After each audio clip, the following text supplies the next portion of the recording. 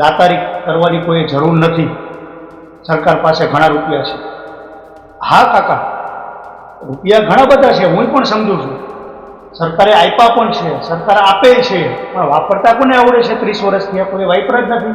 મારા ગામડે વાઘ પર જઈને પૂછો તો ભલે, મારા વિસ્તારમાં જઈને પૂછો તો ભલે, અમે ધર્માદામાં જ્યાં જ્યાં રૂપિયા લખાવ્યા છે ને 11,000 ને 21,000 ને 51,000 એ અમે આપી જ દઈએ. અમે બીજા દિવસે જ આપી દઈએ. પણ તમે કહો છો કે હું 2 દિવસથી આ મિટિંગમાં હતો, પંચાસર ને રાજનગરના જે વિષય હતો ત્યારે તમે ઉમા ટાઉનશીપે હતા. ઉમા ટાઉનશીપમાં જાઓ, તમને આમ જો એક રોદો આવે તો મને કહેજો, જયાજીવન છોડ દઉં. લાવો તમારા વિડીયોની વચ્ચે ઉમા ટાઉનશીપમાં તમને રોદો આવે ને ગાડીનો તો હું જયાજીવન છોડ દઉં. ઉમા ટાઉનશીપમાં વરસાદમાં તમારો પગ બગડે ને તો હું જયાજીવન છોડ દઉં. તો મોરબી સિટીના રસ્તા કેમ નહીં આવે? છેલ્લા 2-3 દિવસ થયા એ મોરબીનું રાજકારણ ગરમાયું છે. મોરબીનું રાજકારણ એટલા માટે ગરમાયું છે કે હવે જનતા બોલતી થઈ છે. જનતા પોતાના હકનું એ પોતાના પ્રતિનિધિ પાસે માગી રહ્યું છે કે અહીંયા ખરાબ રોડ રસ્તા અને વિકાસ કેમ નથી થતો. અને આ સાંભળતા જ ક્યાંક ને ક્યાંક એ ધારાસભ્યને આકરું લાગ્યું અને આ વિવાદ હવે આમ આદમી પાર્ટીના ગોપાલ ઇટાલિયા અને ભારતીય જનતા પાર્ટીના કાંતિ અમૃતિયા વચ્ચે થયો હતો. પણ આ ગોપાલ ઇટાલિયા અને કાંતિ અમૃતિયા વચ્ચે જે ચેલેન્જની રાજનીતિ શરૂ થઈ છે એમાં કદાચ ગોપાલ ઇટાલિયા સાઈડમાં રહી જશે, પણ હવે ત્યાંના ધારાસભ્ય કાંતિ અમૃતિયા સામે ભારતીય જનતા પાર્ટીના નેતાઓ ખુલીને સામે આવી રહ્યા છે અને કહી રહ્યા છે કે કાંતિ અમૃતિયાએ વિકાસ કરવાના બદલે મોરબીમાં ભ્રષ્ટાચાર કર્યો છે. નમસ્કાર, આપ જોઈ રહ્યા છો ન્યૂઝ રૂમ. આપની સાથે છું કૃણાલ આહિર.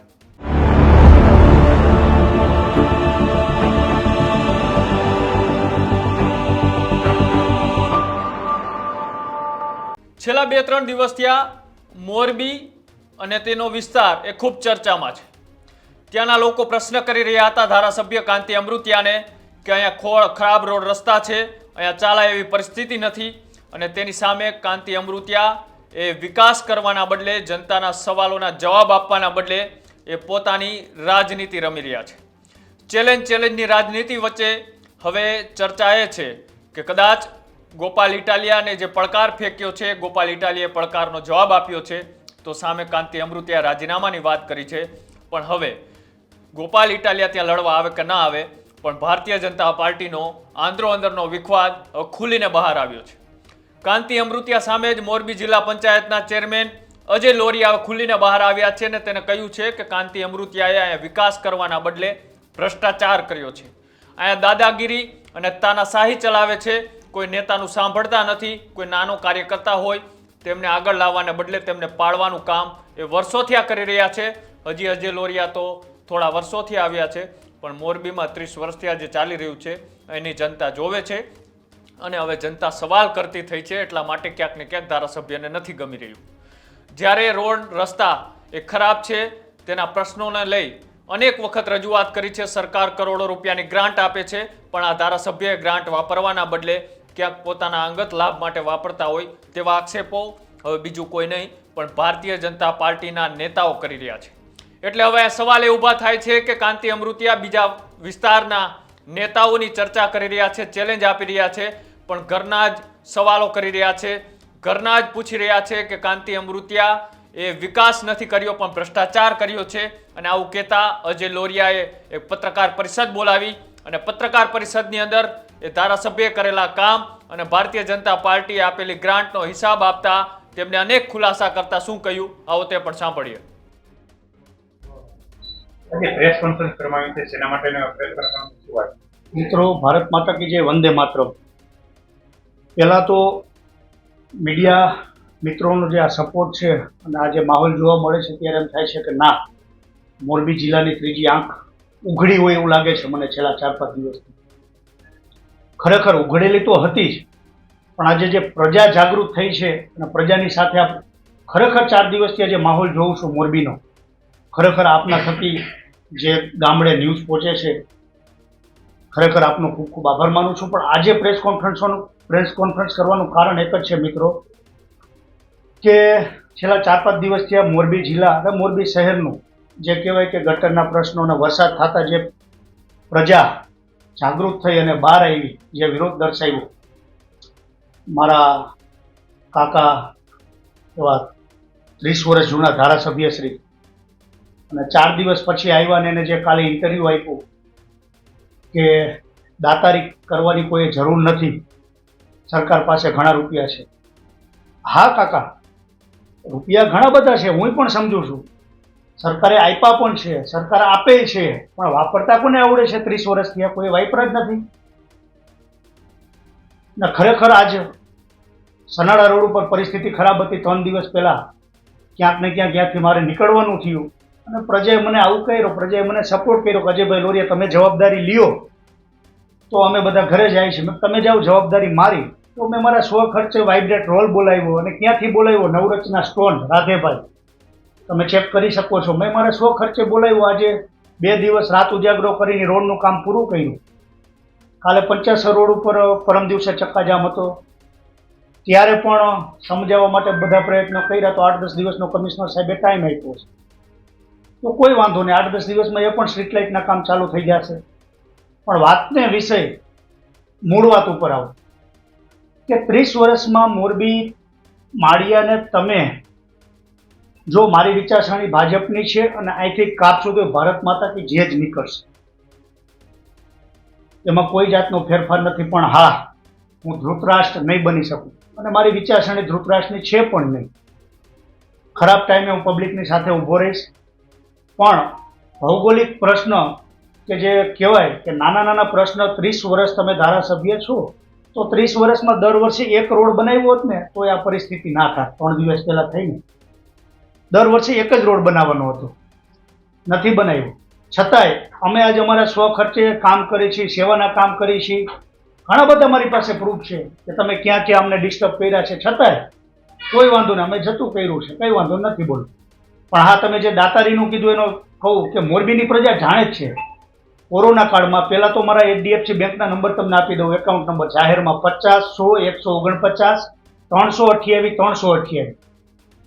બેંક બેલેન્સ અત્યાર સુધીની તમે જોઈ શકો છો. કાંઈ પણ લેટર પેડ ઉપર મારી સાઇન જોઈ તો તમે જોઈ લો. હું કંઈ ઘર શ્રીમંત નથી, પણ હા, મારા DNAમાં દાતારી છે. મારા ગામડે વાઘ પર જઈને પૂછો તો ભલે, મારા વિસ્તારમાં જઈને પૂછો તો ભલે.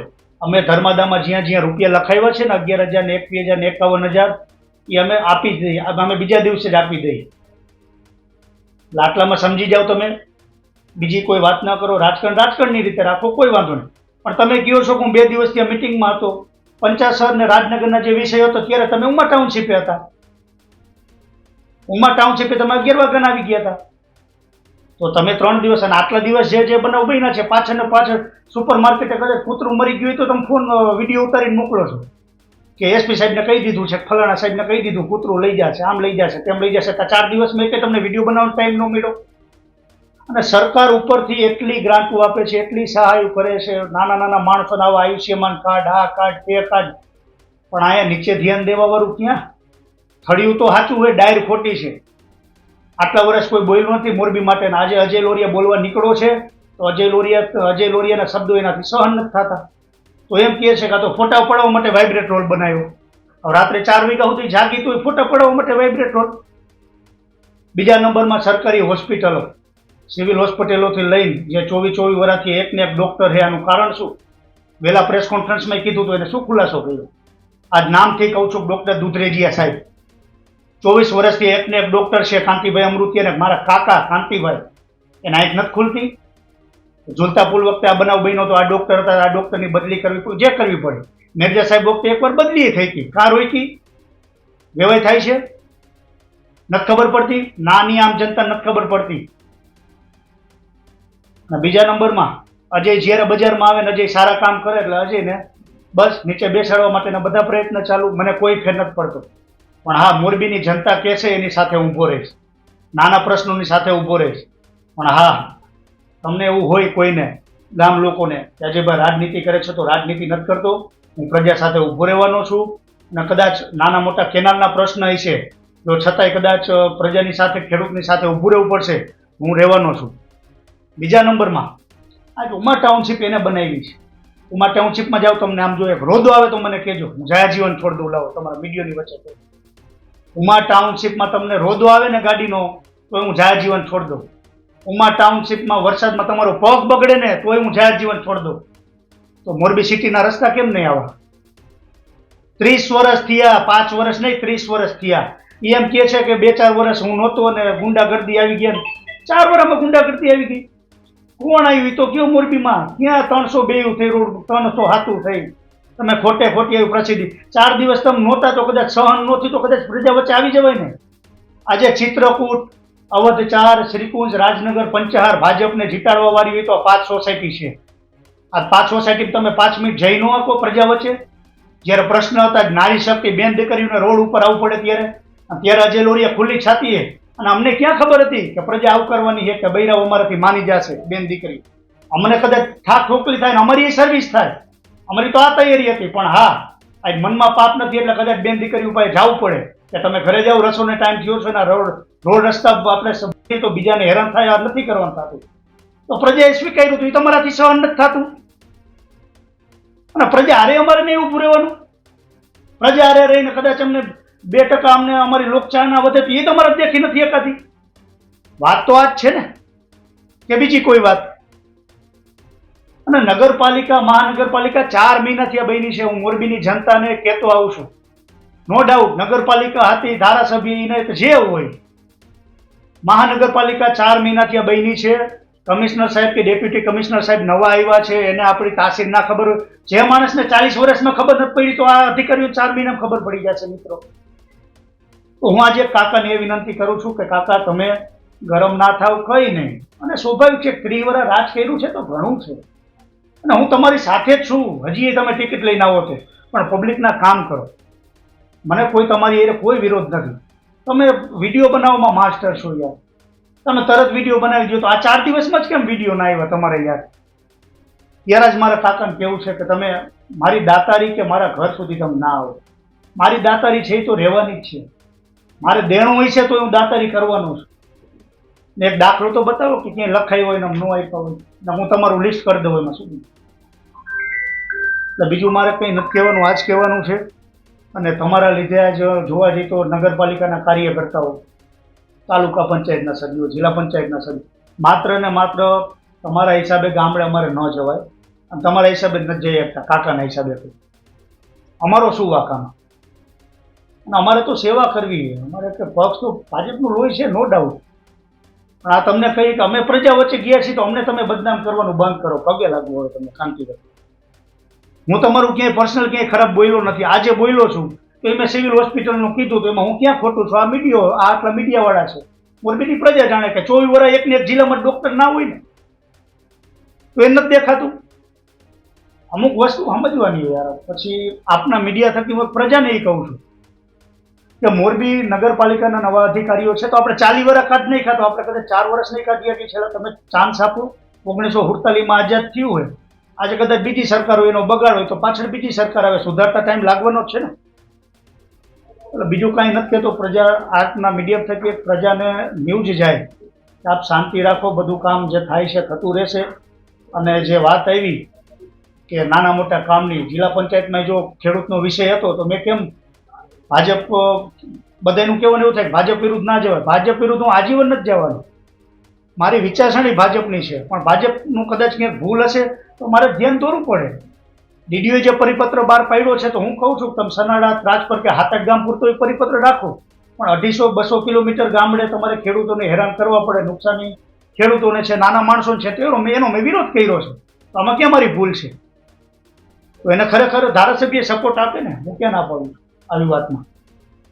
એટલે બીજું કંઈ ન કહેતા બસ મારા આજે વાત પહોંચાડવાની હતી અને પહોંચાડતી હતી. હાથ જોડીને એને વિનંતી કરું છું કે હું પ્રજાના કામ કરતો હોય તો મને હેરાન ના કરો. બીજા નંબરમાં પ્રજા મને સ્વીકારે છે તો તમે એકવાર, અમે તમારી હારે રહ્યા હતા 2015માં હતું હું એની ચૂંટણીમાં, ઘરના રૂપિયા વાપર્યા છે. તો ત્યારે આજે જે લોરિયા હતો ત્યારે હારો હતો. છેલ્લી વિધાનસભા હતી એમાં હું એની હારે હતો. મેરજા સાહેબ હતા તો હું મેરજા સાહેબ હારે હતો.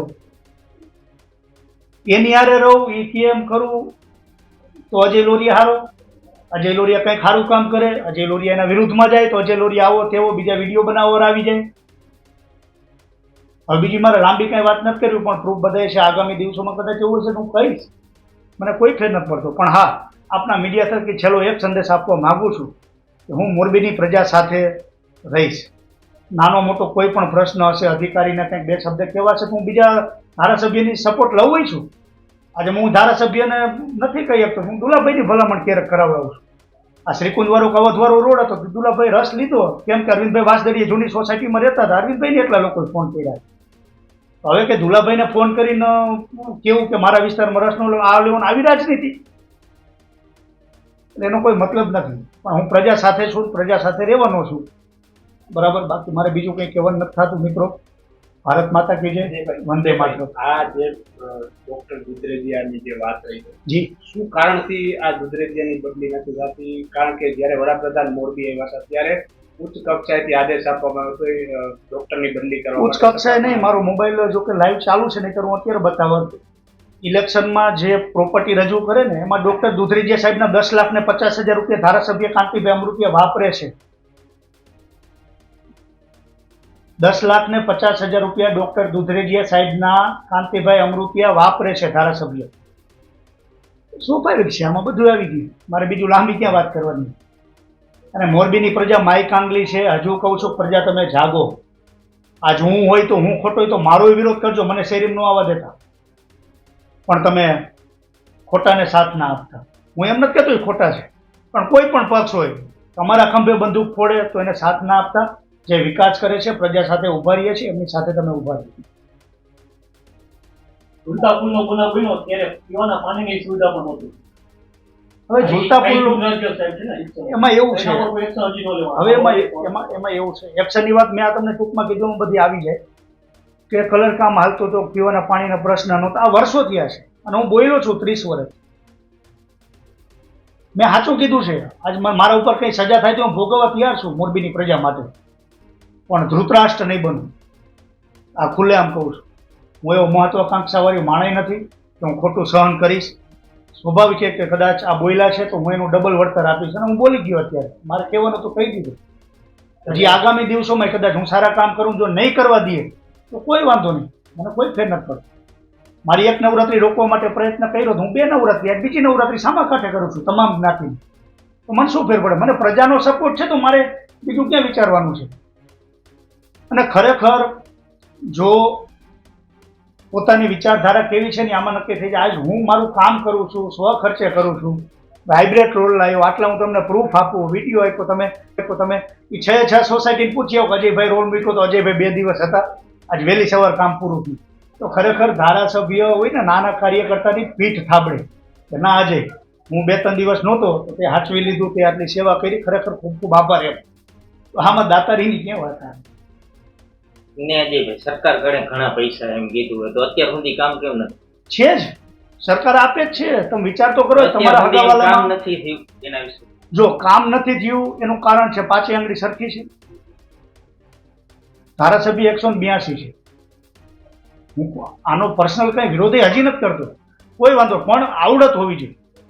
આવડત હોવી જોઈએ, કામ કરતા હોય કરવા દેવા જોઈએ. ખોટા ડિસ્ટર્બન્સ કોઈ કરીને કોઈ મતલબ નથી. બીજો કોઈ વિષય જ નથી આ વાતમાં. સરકાર ભરપૂર ગ્રાન્ટ આપે છે. તમે જાઓ તો ખરા, આયુષ્યમાન કાર્ડ, આ કાર્ડ, કે સિવિલમાં આપણા હગાવાલા કોઈ બીમાર પડ્યું તમે જુઓ, 2-2, 4-4, 5-5 લાખ રૂપિયાના ખર્ચા થાય તો સરકાર ભોગવે છે. સરકાર 1% સરકાર તમને હોય 100% આમ જનતાને સપોર્ટ કરે છે.